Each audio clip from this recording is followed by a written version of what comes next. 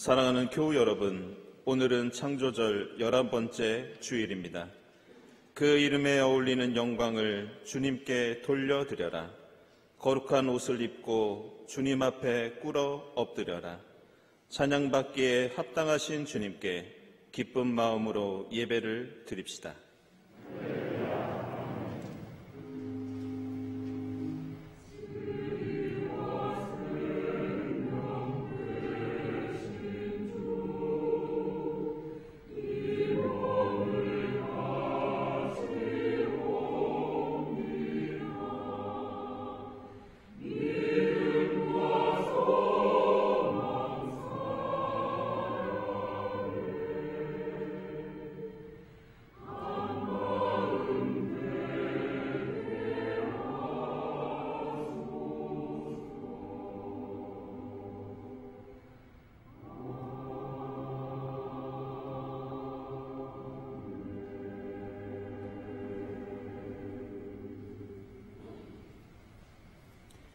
새 노래로 주님께 찬송하여라.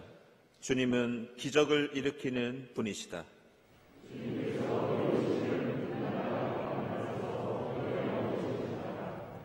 이스라엘 가문에 베푸신 인자하심과 성실하심을 기억해 주셨기에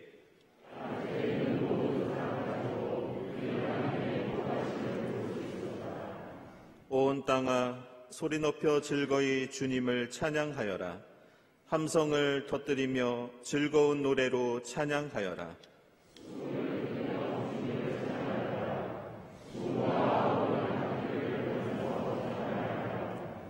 왕이신 주님 앞에서 나팔과 뿔 나팔 소리로 환호하여라.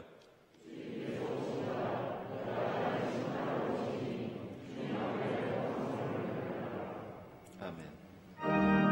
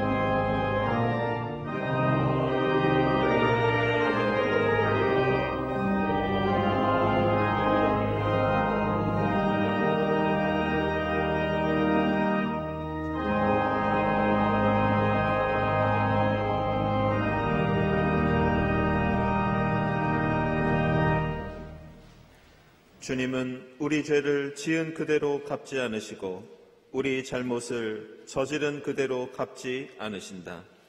우리를 긍휼히 여기시는 주님의 사랑에 의지하여 우리 모든 죄를 고백하고 회개합시다.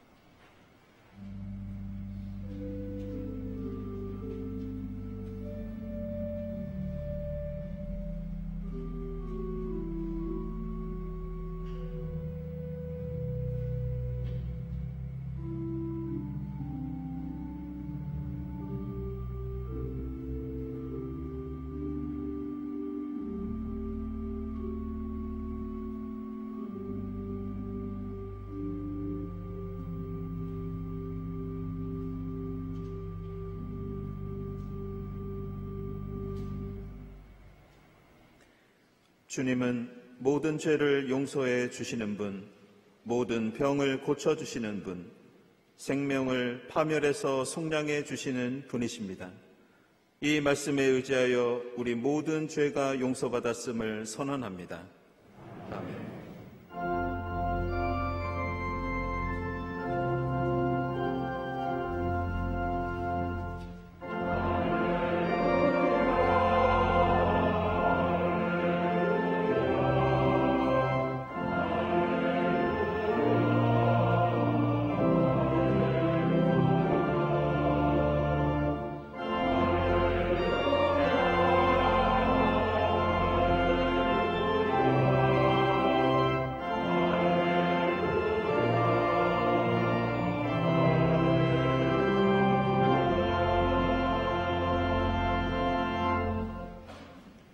구약의 말씀은 이사야서 65장 17절에서 19절 말씀입니다.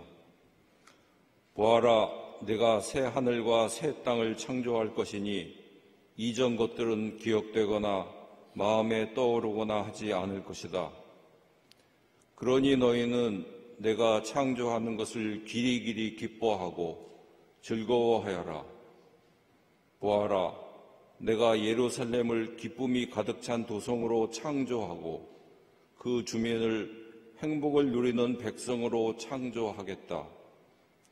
예루살렘은 나의 기쁨이 되고 거기에 사는 백성은 나의 즐거움이 될 것이니 그 안에서 다시는 울음소리와 울부짖는 소리가 들리지 않을 것이다. 아멘.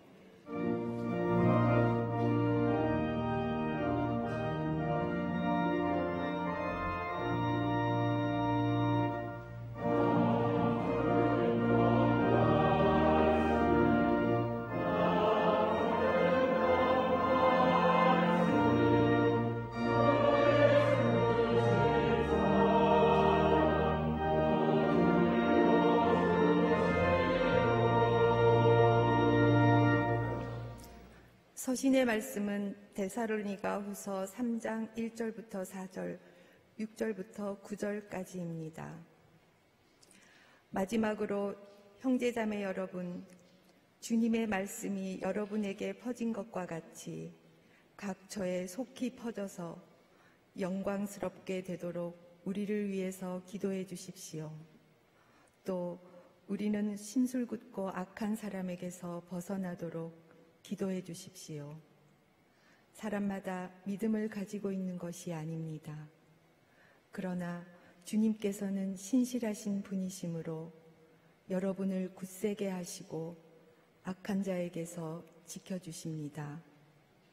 우리가 명령한 것을 여러분이 지금도 실행하고 있고 또 앞으로도 실행하리라는 것을 우리는 주님 안에서 확신하고 있습니다.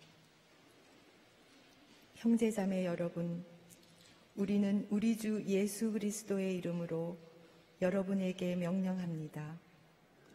무절제하게 살고 우리에게서 받은 전통을 따르지 않는 모든 신도를 멀리하십시오. 우리를 어떻게 본받아야 하는지는 여러분이 잘 알고 있습니다. 우리는 여러분 가운데서 무절제한 생활을 한 일이 없습니다. 우리는 아무에게서도 양식을 거저 먹은 일이 없고 도리어 여러분 가운데서 어느 누구에게도 짐이 되지 않으려고 수고하고 고생하면서 밤낮으로 일하였습니다. 그것은 우리에게 권리가 없어서가 아니라 우리가 여러분에게 본을 보여서 여러분으로 하여금 우리를 본받게 하려는 것입니다. 아멘.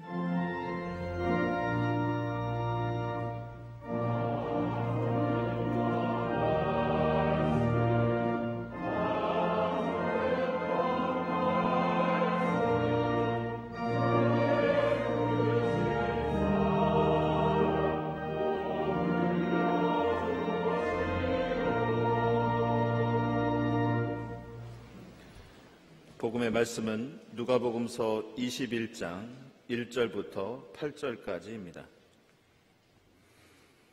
예수께서 눈을 들어 부자들이 헌금궤에 헌금 넣는 것을 보시고 또 어떤 가난한 과부가 거기에 렙돈 2잎을 넣는 것을 보셨다. 그래서 예수께서는 말씀하셨다. 내가 진정으로 너희에게 말한다. 이 가난한 과부가 누구보다도 더 많이 넣었다.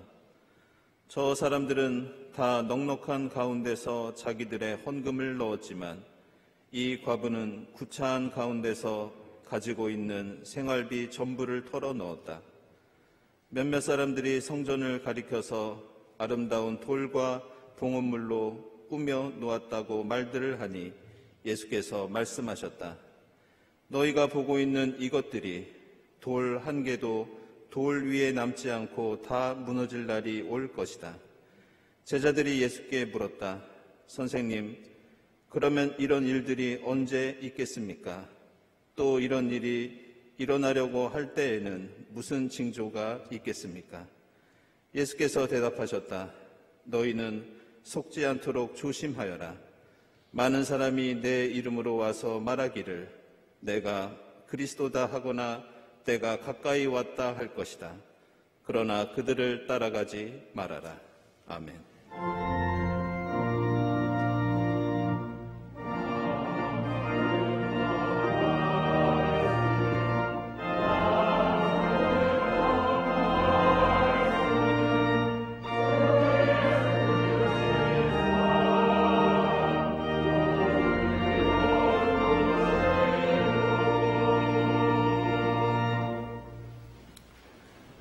친교와 소식 시간입니다. 오늘은 창조절 11번째 주일입니다. 이 자리에 함께하신 교우들 또 온라인으로 예배드리는 교우들 모두 환영합니다. 우리 주위에 계신 분들과 함께 평화 인사 나누겠습니다. 주님의 평화를 봅니다.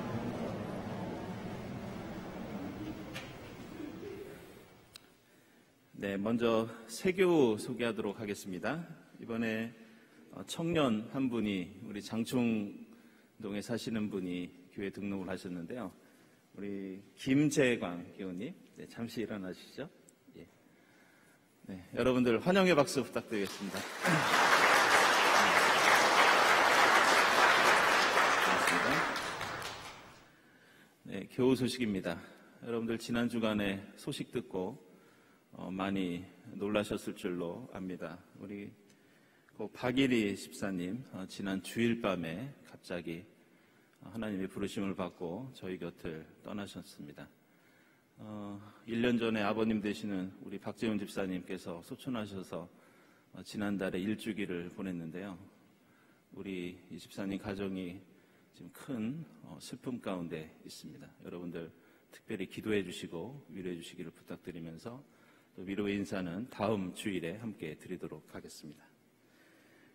전시회 안내입니다. 우리 홍윤아 집사님 인천 아시아 아트쇼 17일부터 19일까지 송도에서 전시회가 있습니다. 그리고 같은 장소에서 우리 이미경 집사님도 함께 전시회를 엽니다. 축하드립니다. 화요 기도회 계속되고요. 모임 광고입니다. 오늘 일부 예배 후에 교육관 203호에서 중후회 원례가 있겠습니다. 그리고 경청 성경 공부 계속되고요. 또 회보위원회가 19일에 여신도실에서 모임이 있겠습니다. 다음 주일 일부 예배 후에 마리아 일소회 원례가 있고요. 또 역시 교육관 206호에서는 에스더회 모임이 있겠습니다. 그리고 경동 마라톤 모임이 21일 오후 6시에 남산에서 모임을 갖겠습니다.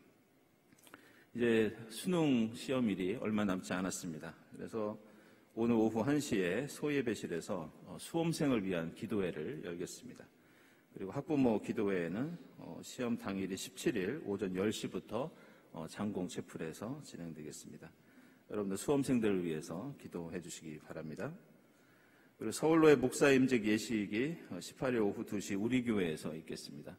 우리 박재준 전도사님께서 그동안 목사 안수를 위한 인턴 과정을 우리 교회에서 밟으셨는데요. 이번에 전도사님을 비롯해서 세 분의 목회자들이 목사 안수를 받게 되었습니다. 여러분들 축하해 주시고 또 함께 해 주시기를 바랍니다. 선호의 신앙수련회 19일에 우리 이면철 집사님 모시고 계속되는 우연에서 깨달은 섭리, 내 이웃을 내 몸과 같이 사랑하라, 이 주제를 가지고 신앙수련회를 갖겠습니다. 이 전교인을 대상으로 한다고 합니다. 여러분들 많은 참여 부탁드리고요. 또 점심 식사가 마련되어 있다고 합니다. 세례 및 견신내 어린이 세례 안대입니다. 견신내 교육이 오늘과 22일에 있고요. 또 어린이 세례 교육 20일에 있겠습니다. 문답은 27일에 함께 진행하도록 하겠습니다. 이번에 창립기념주일 그리고 성탄절에 각각 견신내와 세례 예식을 갖도록 하겠습니다. 네, 오늘부터 우리 김민 목사님 진행하시는 이 사도신경의 형성, 사도신경뿐이 아니라 니케아 신경, 또 로마 신조, 여러 가지 교회 역사 속에 있는 신경이 어떻게 이루어지게 되었는가를 함께 공부하는 시간 갖도록 하겠습니다. 많은 참여 부탁드립니다.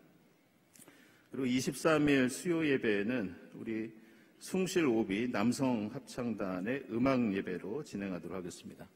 오랜만에 우리 최승환 장로님께서 이 합창단을 지휘해 주십니다.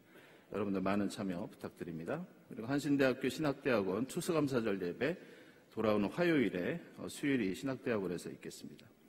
그리고 창조절 목요음악회 마지막 연주입니다. 우리 최호영 신부님 그리고 최진 선생님 연주가 돌아오는 목요일에 있겠습니다. 이 연말연시 교회 일정을 미리 좀 안내를 해드리겠습니다. 이제 12월 4일에 창립기념주일이 있고요. 그때 우리 고순희 장로님을 공로장로로 추대하는 의식을 또한 거행하겠습니다. 그리고 오후에는 기념음악회가 마련되어 있습니다. 그리고 24일에는 성탄 전야 예배를 오랜만에 저희들 드릴 계획에 있고요. 25일에는 성탄절 예배와 세례 그리고 재직회와 공동회에 예정되어 있습니다. 그리고 이번에는 토요일이 12월 31일이고 1월 1일이 신년입니다. 그래서 송구영신 예배는 따로 드리지 않도록 하겠습니다. 그리고 1월 일정 나와 있습니다. 여러분들 참고해 주시기 바랍니다. 다음 주일 예배위원 감사드리고요. 제가 헌금에 대해서 한 가지 더 안내를 드리겠습니다. 이 선한 이웃 헌금을 저번에 여러분들께 말씀을 드린 적이 있는데요. 지금 저희 교회 선교 예산이 사실 예전에 비해서 상당히 많이 줄어있는 그런 상황입니다. 게다가 그동안 선한 이웃 클리닉을 통해서 저희가 봉사하고 헌금을 했는데 아시는 것처럼 선한 이웃 클리닉도 지금 문을 닫은 상태에서 대체되는 프로그램이 없는 그런 상태입니다.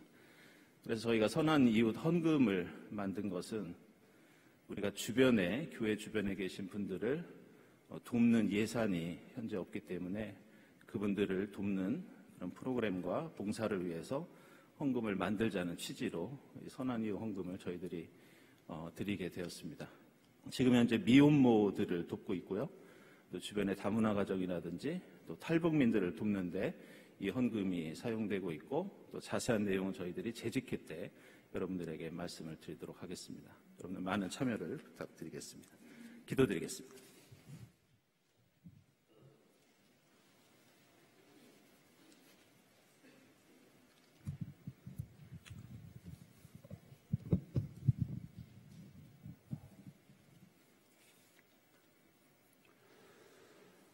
항상 사랑으로 저희들을 감싸주시고 자비로 안아주시는 주님, 창조절 11번째 주일에 저희를 예배의 자리로 이끄시니 감사드립니다.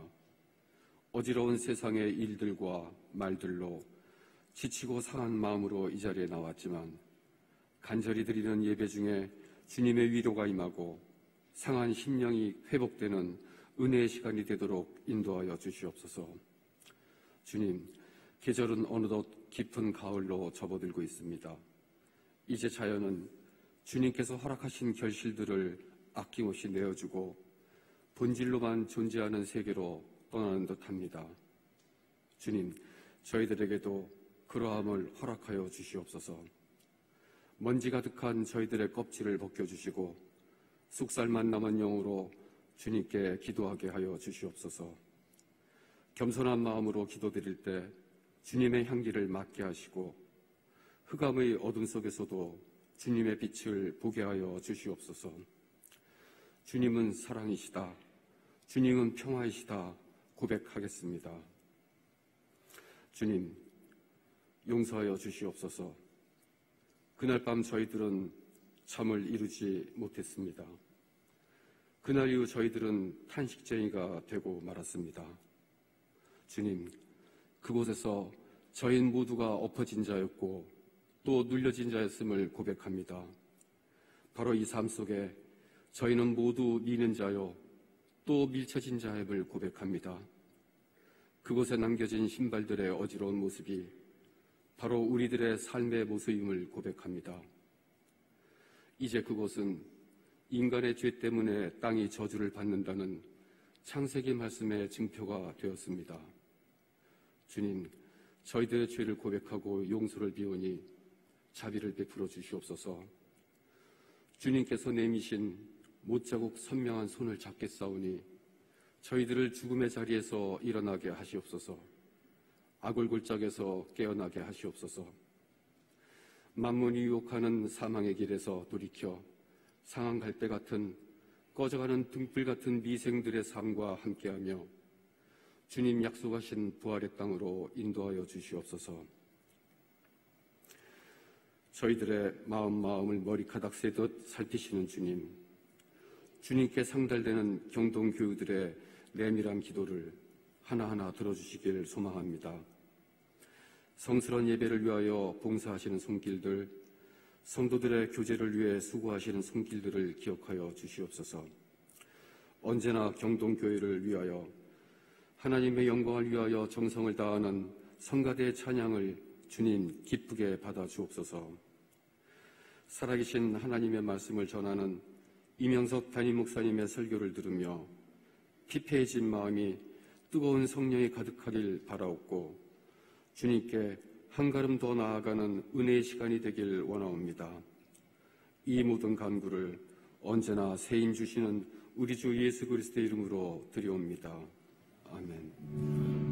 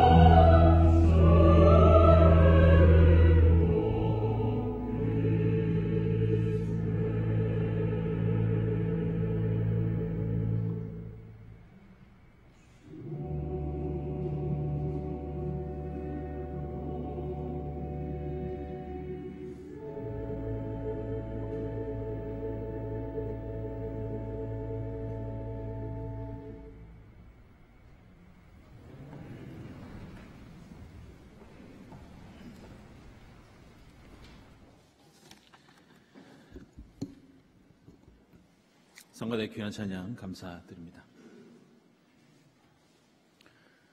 오늘 우리가 읽은 이 세 본문들에는 이 한 가지 공통점이 있는데 그것은 바로 성전이 없는 삶, 성전이 없는 이 신앙생활이라는 그런 공통점을 가지고 있습니다.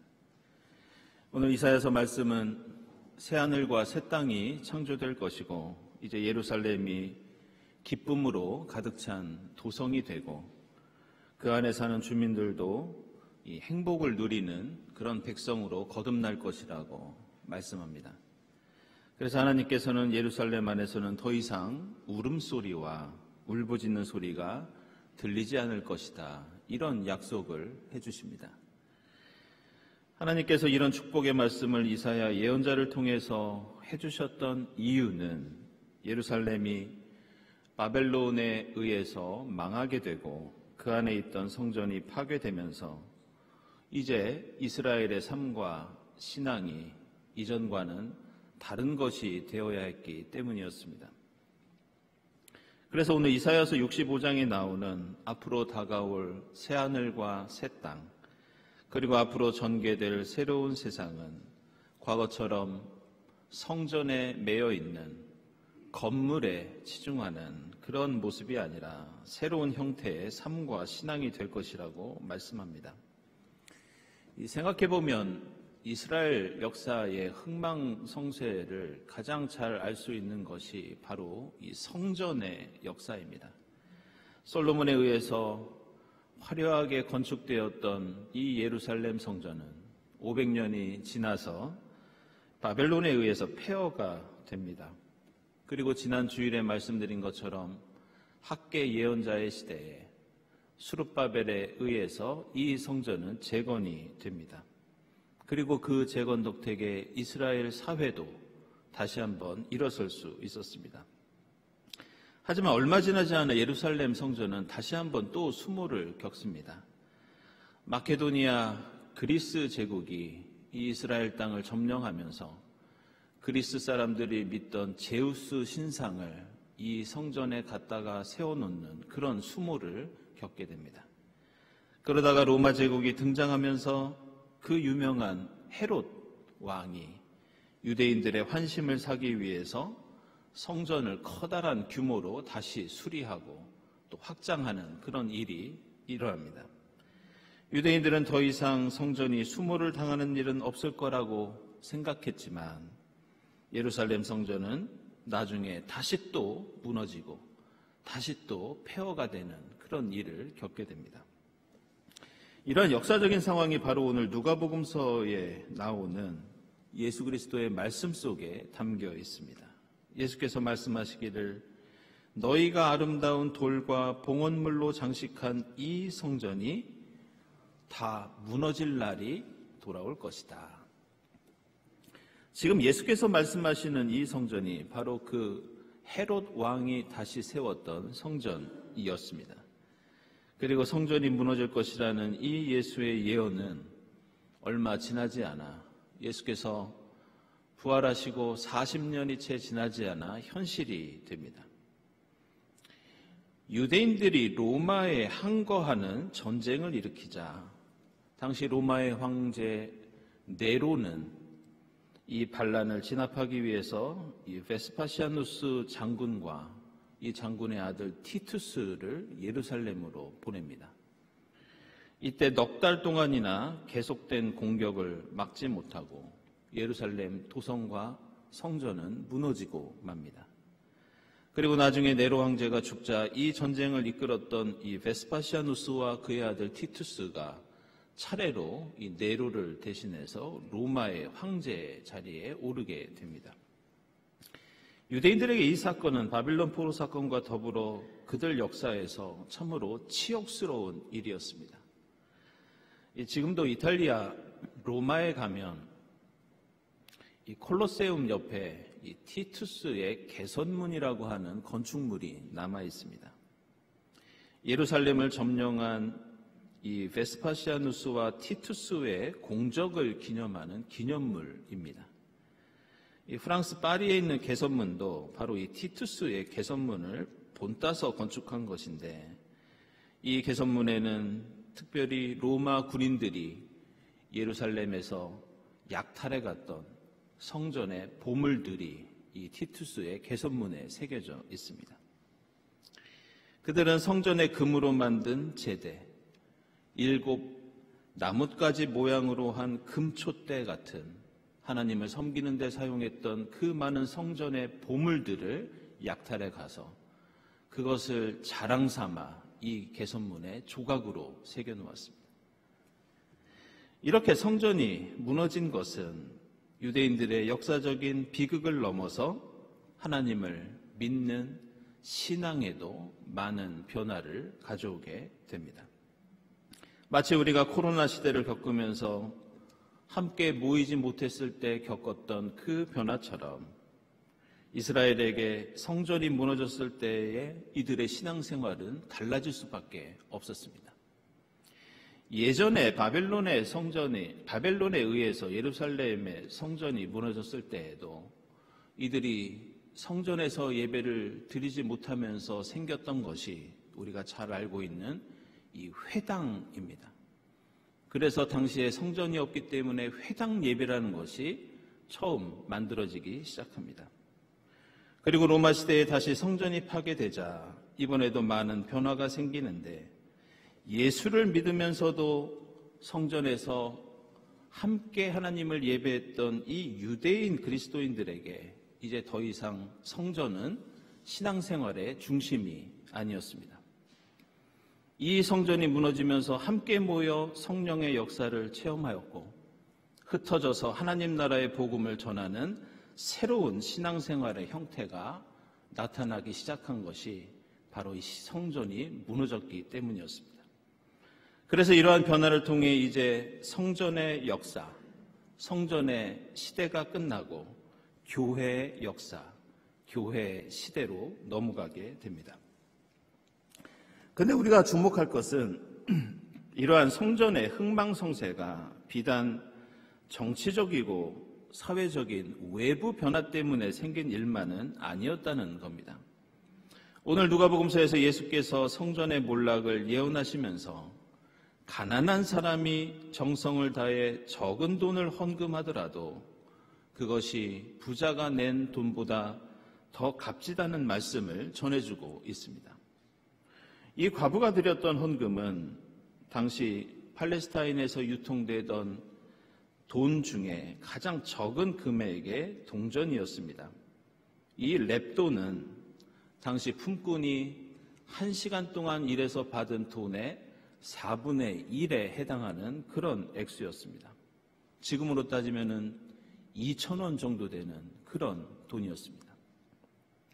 그러나 오늘 말씀에서 이 과부가 생활비 전부를 드렸다는 이 말씀은 이 여인의 생활비가 전부 2,000원일 정도로 매우 가난했다는 그런 뜻을 담고 있습니다. 그리고 그 가난에도 불구하고 그녀의 신앙과 헌신이 그만큼 크고 대단했다는 뜻도 담겨 있습니다. 그러나 다른 한편으로는 성전을 중심으로 했던 당시의 유대교가 그만큼 수많은 가난한 사람들의 희생을 바탕으로 유지되었다는 그런 뜻도 들어 있습니다. 결국 성전이 파괴되고 무너졌던 것은 단순히 군대가 공격했기 때문에 성전이 무너진 것만은 아니었습니다.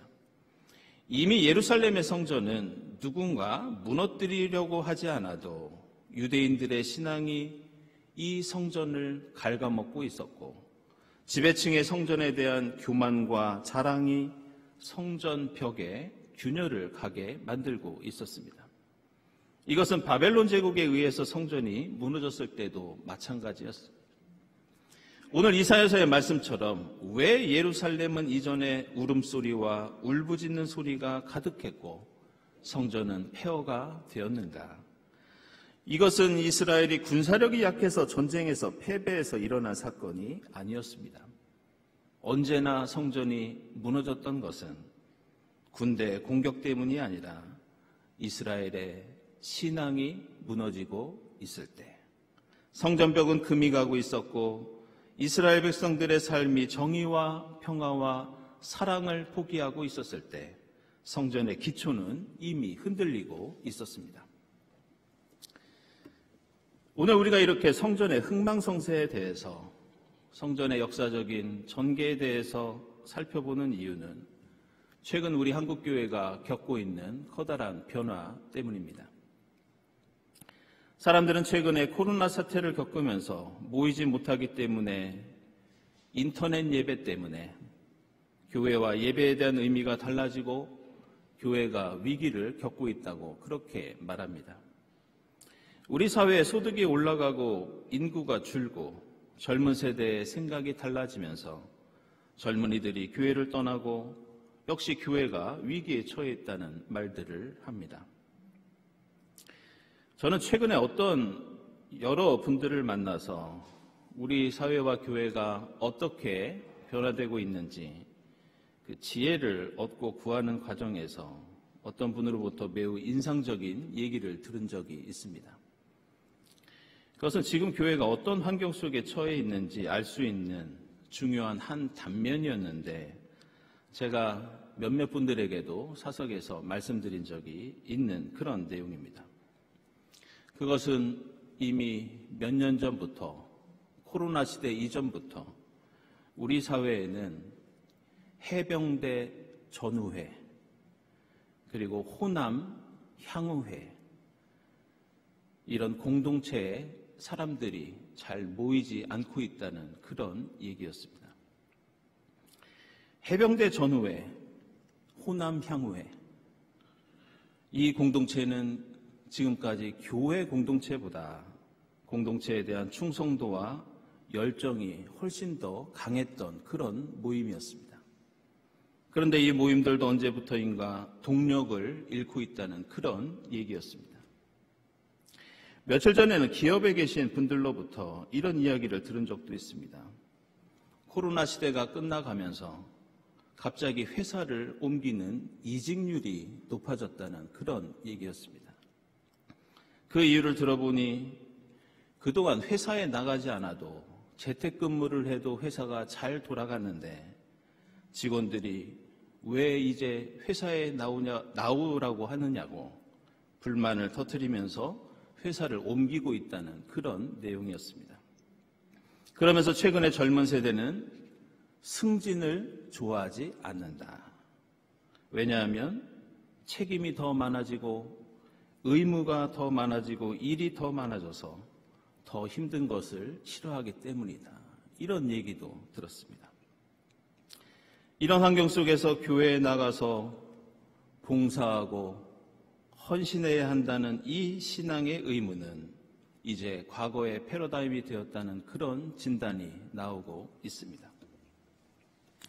주목할 것은 이 모든 변화가 이미 코로나 이전부터 시작되었다는 겁니다.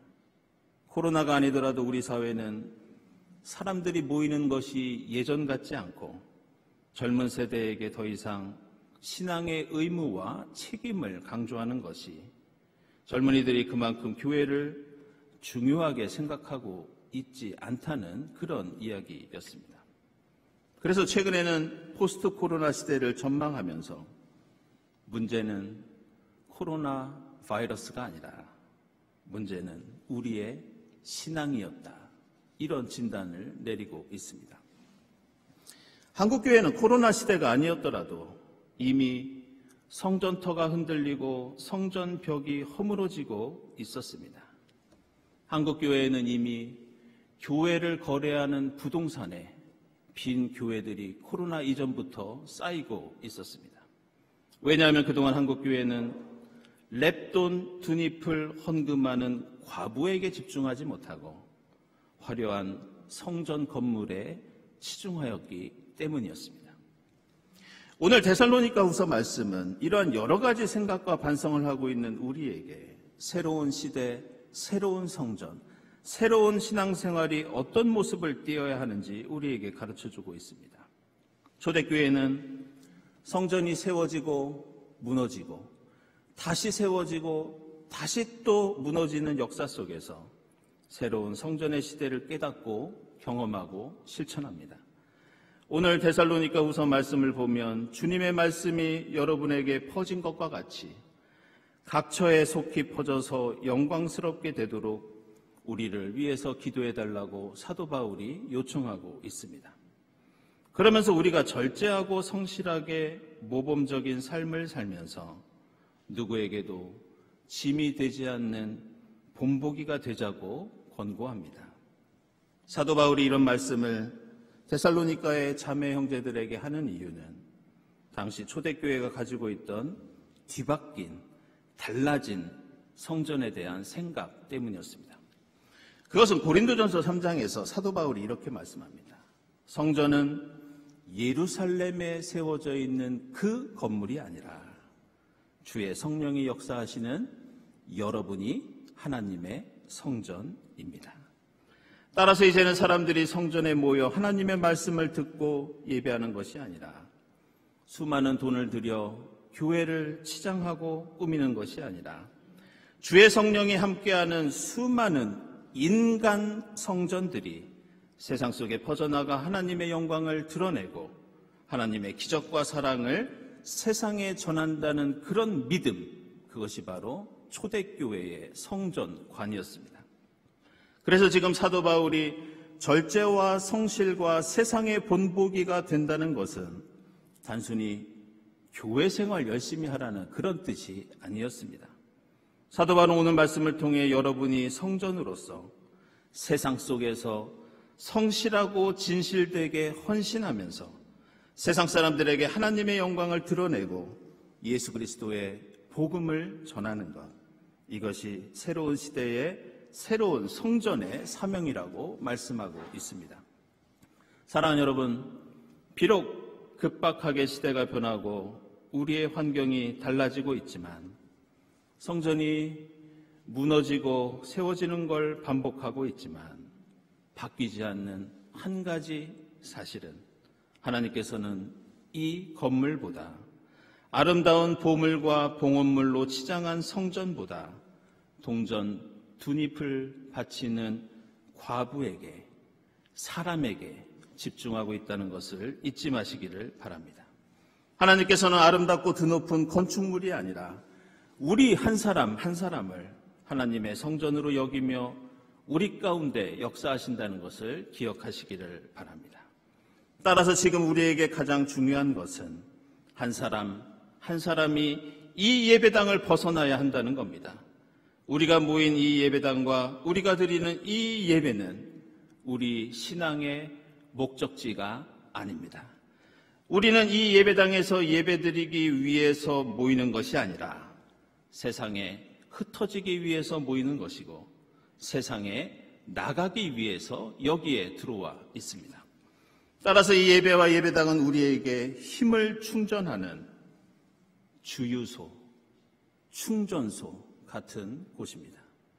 자동차는 주유소나 충전소에 들어가기 위해서 도로를 다니지 않습니다. 자동차에게 주유소는 반드시 들어가야 하는 곳이지만 주유소에 머물기만 한다면 자동차는 그 기능과 목적을 잃어버립니다. 그리스도인도 교회에 와야 하지만 교회에 오기 위해서, 예배당에 오기 위해서 우리는 살지 않습니다. 오늘날 이 변화하는 새로운 성전의 시대에 우리 모두가 살아있는 성전으로서 하나님의 영광과 능력과 사랑을 세상 속에 펼쳐나갈 수 있기를 바랍니다. 우리가 하나님의 성전의 사명과 역할을 이 세상 속에서 다해 나갈 때 내가 속해 있는 가정, 학교, 직장이 오늘 이사야서의 말씀처럼 기쁨과 즐거움이 가득 찬 예루살렘이 되고 새하늘과 새 땅이 될 줄로 믿습니다. 기도하겠습니다.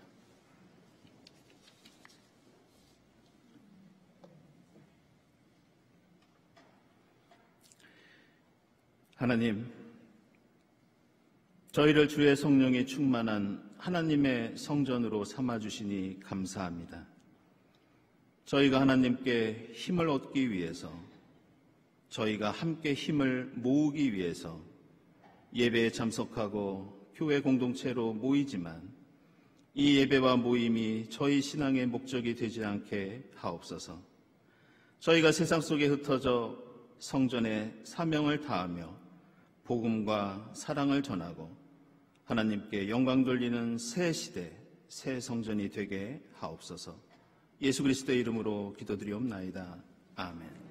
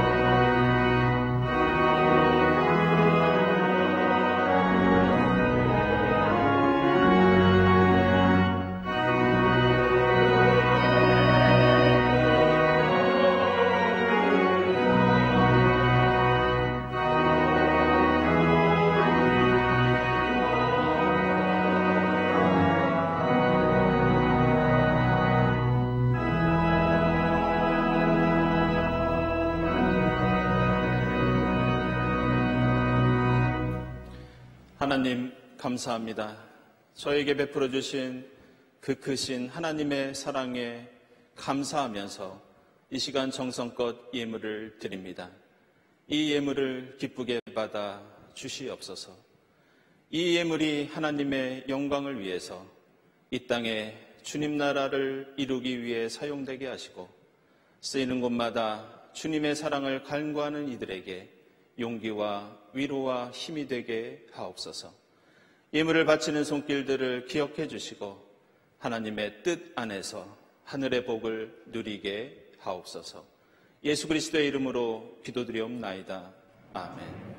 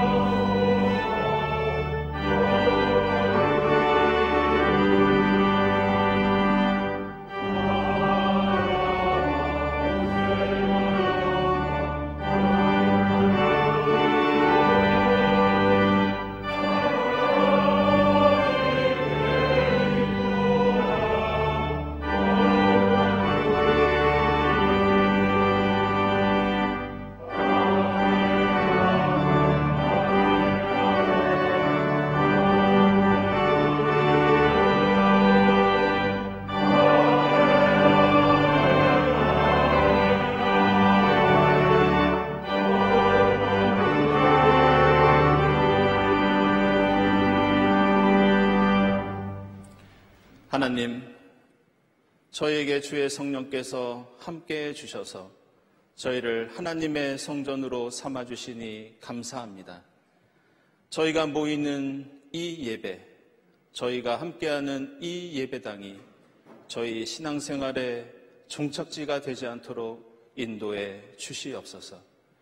주의 성령께서 저희와 함께해 주셔서 저희가 세상 속에 나아가 주님의 사랑과 기적과 은혜를 전파하는 하나님의 새로운 성전이 될 수 있도록 인도해 주시옵소서. 이 모든 감사와 간구 위에 성부와 성자와 성령 삼일체 되신 하나님의 은총이 지금부터 영원까지 함께하옵시기를 간절히 축원하옵나이다. 아멘.